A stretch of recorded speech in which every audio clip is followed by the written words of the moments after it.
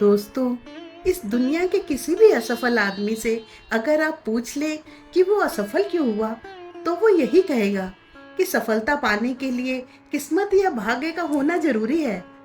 मेरी किस्मत में ही नहीं लिखा था, इसलिए मैं सफल नहीं हो पाया, या मैं वो चीज हासिल नहीं कर पाया। दोस्तों, इस दुनिया में भाग्य नाम की कोई चीज है भी या नहीं, इस विवादपूर्ण सवाल में मैं फंसना नहीं चाहती। लेकिन जो व्यक्ति सही दिशा में कड़ी मेहनत कर रहा है, वो आज नहीं तो कल सफल जरूर होगा। ये सिर्फ और सिर्फ उसी के ऊपर निर्भर करता है कि वो सफल होना चाहता है या हार कर बैठना। आइए इस बात को एक कहानी के माध्यम से समझते हैं। एक गांव में बहुत जोरों की बाढ़ आई। रामू नाम के व्यक्ति को छोड़कर उस गांव के सभी लोग एक सुरक्षित स्थान पर जा चुके थे, लेकिन रामू सुरक्षित स्थान पर जाने से मना कर रहा था और बार बार यही बोल रहा था कि भगवान मेरी मदद करने के लिए आएंगे। भाग्यवादी नजरिए के लोग अपनी सफलता और असफलता दोनों के लिए भाग्य या अपनी किस्मत को ही क्रेडिट देते हैं। उनके मन में ऐसा बैठ चुका होता है कि वो चाहे लाख कोशिश क्यों ना कर ले, उनके साथ वही होगा जो उनकी किस्मत में लिखा होगा। इसलिए ऐसी सोच वाले लोग कभी भी कोशिश नहीं करते और जल्दी हार मानकर बैठ जाते हैं। उनकी सोच होती है कि उन्हें कुछ नहीं करना, जो होगा देखा जाएगा। वो हमेशा किसी अनहोनी का इंतजार करते रहते हैं और बाद में निराश होकर दूसरों को उपदेश देते हैं। उस गांव में पानी का लेवल बढ़ता जा रहा था। ये देखते हुए एक नाविक वहां आया और उसने रामू से कहा, भाई, पानी बढ़ता जा रहा है, तुम मेरे साथ चलो, हम कुछ ही देर में एक सुरक्षित जगह पर होंगे। लेकिन रामू ने अपना जवाब नहीं बदला और नाविक से बोला, तुम चले जाओ, मुझे पूरा विश्वास है कि भगवान मेरी मदद करने जरूर आएंगे। पानी बढ़ता जा रहा था। ये देख रामू अपने घर की छत पर चला गया। तभी उसकी मदद करने के लिए एक हेलीकॉप्टर में कुछ लोग आए, लेकिन वो आदमी किसी की भी बात सुनने को तैयार नहीं था। उसने हेलीकॉप्टर में आए लोगों से भी वही बात दोहराई, मुझे अपने भगवान पर पूरा विश्वास है, वो मेरी मदद जरूर करेंगे। इस बार पानी का स्तर इतना बढ़ गया कि रामू वहां डूबकर मर गया।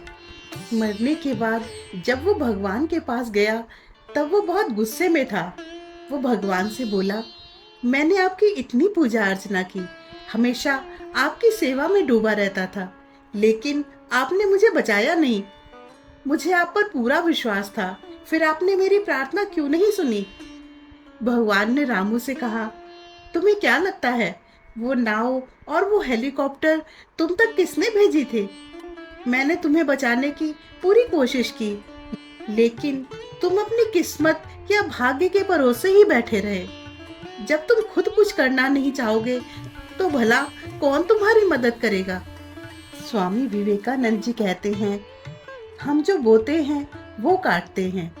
हम सब अपने भाग्य के विधाता हैं।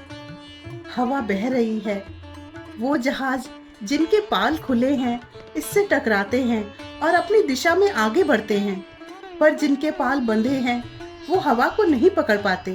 तो क्या ये हवा की गलती है? दोस्तों, अगर आप असफल होना चाहते हैं तो बेशक अपने भाग्य पर विश्वास कीजिए, लेकिन अगर आप सचमुच सफल होना चाहते हैं तो खुद पर यकीन रखिए, विश्वास कीजिए और अपनी किस्मत खुद लिखिए। आप ईमानदारी से जितनी कड़ी मेहनत करते जाते हैं, भाग्य को आप अपनी तरफ खींच रहे होते हैं।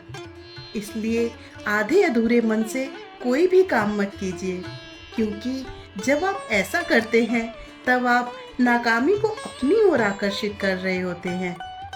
जब आप अपनी जिम्मेदारी कबूल करने लगते हैं, तब आप भाग्य या किस्मत पर यकीन नहीं करते।